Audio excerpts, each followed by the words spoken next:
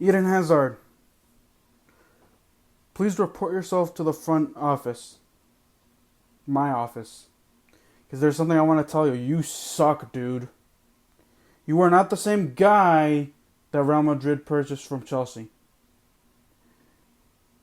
You are a poor excuse for a striker. You do absolutely nothing. You look lost when you're on the field. You're made of glass because every single time you play, you get hurt. You are the biggest bust for Real Madrid that I've seen since the Brazilian, I think his name was Kaká, back in 2010. He was in the same class that Ronaldo came in. Cristiano Ronaldo. Man, you are trash.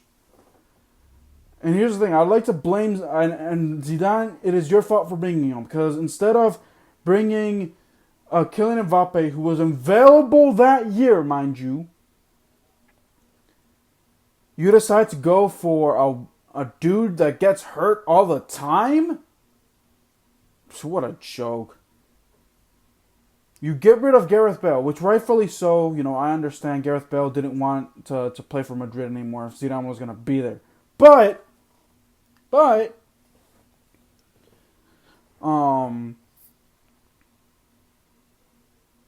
your striking force was going to be Eden Hazard, Gareth Bale, and Karim Benzema. That would have been a dream scenario right there. That would have been. But no. You got hurt. You kept on getting hurt.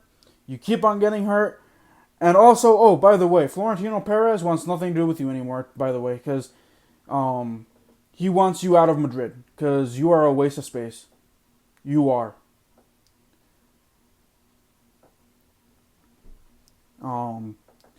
Granted, my question is, who is going to want a washed-up Eden Hazard who does nothing, next to nothing in La Liga? Next to nothing. That's unfortunate. That's really unfortunate. And in fact, now I see that more of it. And here's the thing. I thought that Luca Yovic was trash. But at the beginning of the year, when he was given minutes, he actually showed that he was available. Now, Zinedine Zidane, like I said, because of Zinedine Zidane not wanting to play him, he comes off the bench and he looks rusty as hell. So, I guess that's also on Zidane, because Zidane overplays Eden Hazard when Eden Hazard does next to nothing. Now, he has 20 games plus to prove me wrong. If he can do something in the Champions League, can do something from here on out for the La Liga, which I highly doubt it, but if he can do something to prove me and Madrid fans wrong, he is absolute garbage until further notice. And unfortunately, Florentino Perez sees that he's the biggest flop that he has seen. And unfortunately, Real Madrid can't get rid of him because his salary is huge. He is signed until 2024. So Real Madrid has got to find a way to get rid of that salary somehow, some way. Especially with pandemic going on, with a lot of budget cuts, that's going to be tough. Who's going to afford Eden Hazard at his current wages? No one. So, I also want to combine in this segment, because I forgot to do it, and I'm kind of losing my voice. That's the reason why I want to get this. I love you all, but I want to get this podcast over with because I need my voice back. Because I want a break. I want to compare Luca Jovic's performance when he came to Madrid. First, when he was at Frankfurt, I think it was the first time around.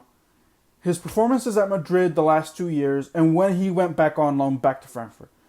So, Luka Yovic had 27 goals with Frankfurt in the German league. Imagine that. He was one of the top guys. A lot of other teams wanted his services, but Real Madrid was the front runner. He comes to Madrid his first year, and his injuries all around. Does nothing for Madrid.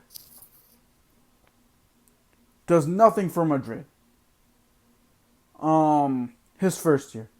His second year, the injury bug. And I actually went off on Zidane when he put him in for against Manchester City in the Champions League. Next, the next year, Luca Yovic, gets the nod from Zidane at the beginning of the year. But unfortunately, because we lived in the year of 2020 where COVID-19 is a thing, got hit with COVID-19, and fell down the pecking order. Fell down the pecking order so much that Mariano Diaz is ahead of him in the pecking order of things. So then, he only scores, mind you, 2 goals for Real Madrid.